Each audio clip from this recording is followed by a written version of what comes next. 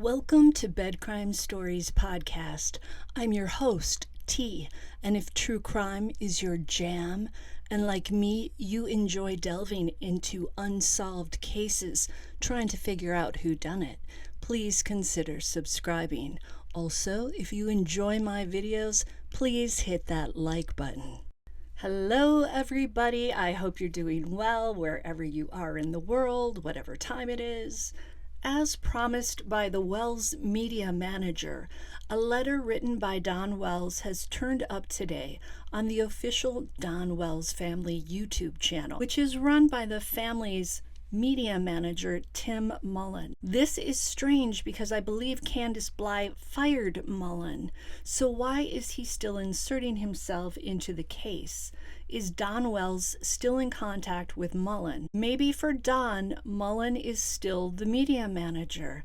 It does seem as if Candace and Don are on separate paths at this point, and that they're not working together as a team. This letter was also published on the Sun UK's website. So now I'm wondering, was the letter sold to the Sun? If so, that would speak to the motivation behind the letter, and it would lessen the letter's sincerity, in my opinion. This time, a woman with a British accent reads Don's letter.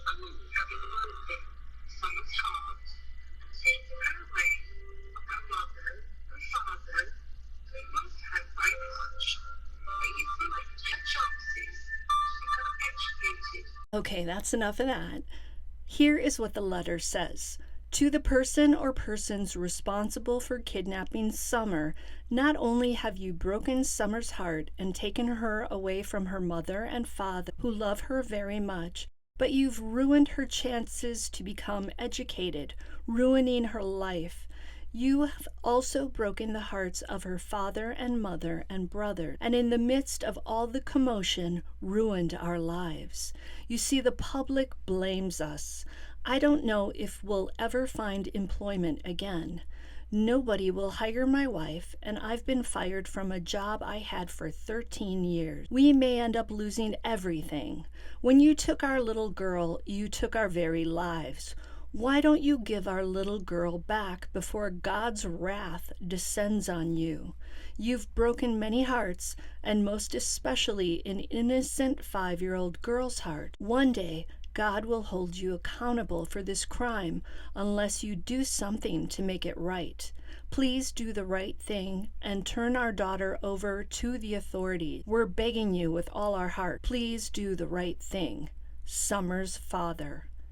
If Don wrote this letter, it's obvious that he's sticking to the abduction/kidnapping theory. In my opinion, this letter is another example of Don's manipulation skills.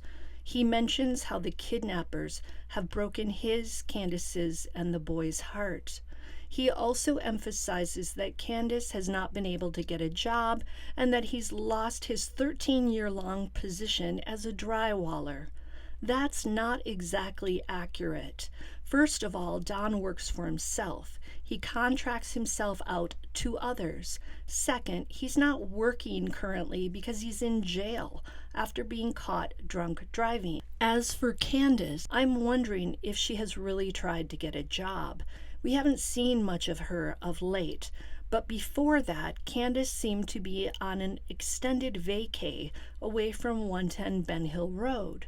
Maybe she's been seeking employment. I started thinking that surely she should be able to get a job as a greeter at Walmart, but then I remembered that she threatened to blow up the Walmart in Kingsport and was told never to come back. Candace pretty much burned that bridge completely to the ground. To me, it sounds like Don's motive with this letter is to stir up sympathy so that those who support him and Candace will be at the ready with cash and other assistance upon his upcoming release from the Hawkins County Jail. It's feeling like this letter is all about money. Is this a way to generate income? Since Don and Candace are saying no one wants to hire them or is willing to hire them. In the letter, Don also talked about how Summer will not have the opportunity now to become educated.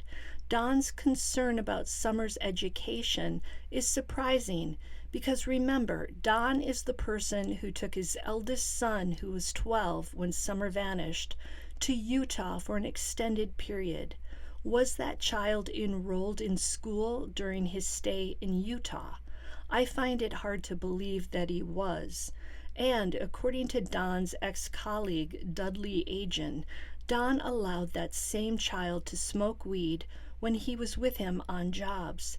That doesn't sound like the behavior of a mature father who's concerned about his child's future and education. It's too late, in my opinion, for Don to start playing the role of concerned parent. This man who allegedly abandons his family for days and weeks at a time to indulge in who knows what is not a good parent. Don also threatens God's wrath to the kidnappers. I believe Don's hellfire and brimstone rhetoric is straight out of his jailhouse religion. I'm always amazed when Don talks like this because he's a serial offender. He's admitted to the SA of his stepsisters. Shouldn't he be expecting God's wrath as well when he tries to muscle past the pearly gates? Just wondering. In truth, I find this letter deflating.